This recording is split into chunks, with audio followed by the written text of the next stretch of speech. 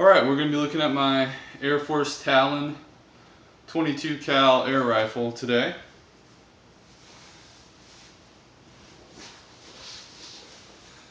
Okay, so you can see it's pretty interesting and unique looking. There's not too many out there that look like this one. So what we've done as far as the paint job is concerned, I've just kind of done a desert camo pattern. I live out here in the desert, so that's the type of camouflage I like to use on my air guns. So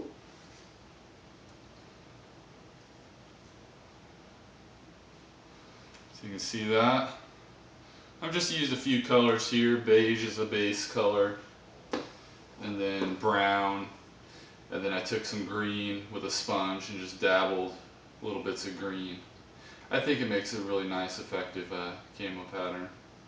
The handle, the reason that's black for a couple reasons. Number one, when you're holding it, it doesn't really matter if it's camo or not, because you can't see it. So it's also hard to paint the handle. That paint will tend to come off depending on the type of surface that you have for your handle. Now I think that I don't like the Airforce handles at all. They're way too thin for big hands. I have a large hand. So I essentially took cardboard and duct tape and wrapped it around here and made little finger grooves, and then covered it with electrical tape. And then on top of that, I've used Ranger bands, which are just inner tube from bike tires, and then wrap those on there. So that gives it a nice tacky, rubbery feel. It's also very thick and bulky and fits my hand perfect. So that's really one of the few mods that I've actually done to this gun, aside from the paint job.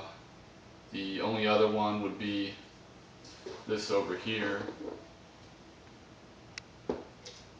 which is a shoulder strap that I made out of paracord and just some handle from like a laptop case. Attached it through the holes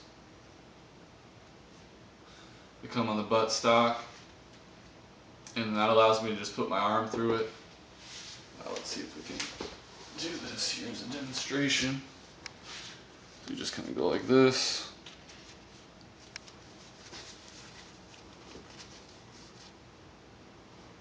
And you can just let it hang there.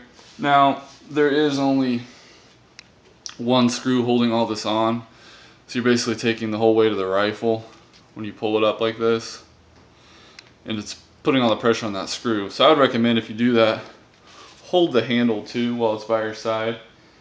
And try not to just let it constantly hang and pull by its full weight, because that probably will break or crack eventually, because it just feels like plastic.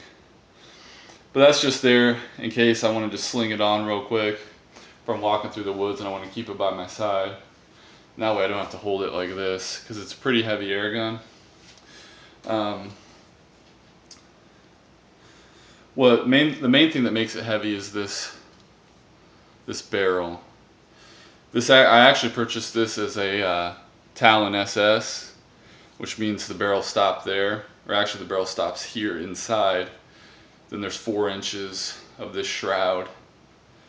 That helps to baffle the sound, but I upgraded it to a 24-inch Walther Lothar barrel, which is just a long piece of steel, 2-foot long piece of steel. Makes this thing a lot heavier. But you get about twice the power, so it's worth it. You can see here is our little adjuster, power adjuster. I keep it out about 10. 2 to 12 are the range. I keep it at about 10. And 10, that power setting gives me about 890 feet per second with a 22 cal pellet, which is pretty darn powerful. I do have this cover which I made for the air canister. That's made out of leather from an old leather couch that I scavenged. I just cut the leather off, sewed it along one seam to make it just a cylindrical piece, and then it fits over this I don't know what kind of material they use for that. But that way you can just rinse this off. You don't have to worry about the actual canister getting dirty. And I don't think that material they use takes paint very well, so this took the paint a lot better. So it doesn't like chip off or flake off. The scope, this is a Barska. It's not a mil dot. Actually, I'm not even sure what all these features do. Let's see. Oh yeah, it's illuminated reticle. Wow, that's hard to get back on. Okay, there we go.